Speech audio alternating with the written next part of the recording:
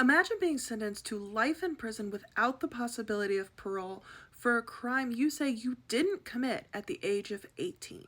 And 30 years later, it's determined that that ruling was unconstitutional and you have a chance at freedom. But that means talking about the crime and possibly admitting and apologizing for it, even though you continue to say you are innocent. I'm a journalist in Massachusetts and I bring news to TikTok, and here's that story.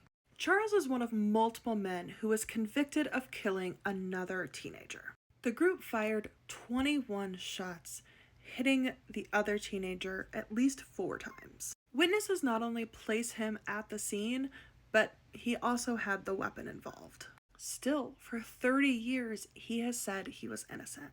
Even though he was originally sentenced to life in prison without the possibility of parole, in Massachusetts, it is no longer constitutional to give that sentence to someone who is that young. So he got the chance to go in front of the parole board. As part of my job, I've watched a lot of parole board hearings, and it's really common for someone to start with an apology, and then 7 board members ask questions, you answer them, then sometimes people who are for your parole speak, people who are against your parole speak, then sometimes you still apologize, sometimes there's a lawyer involved, but there's a lot of apologizing going on in these typically.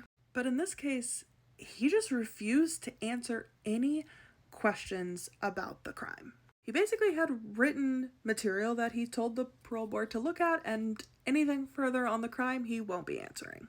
Still, 1 board member did vote to give him parole. The others, however, did not, so he was denied parole and is encouraged to come back in 2 years and talk more. So did his choice to maintain his innocence and not speak cost him his freedom for at least another 2 years?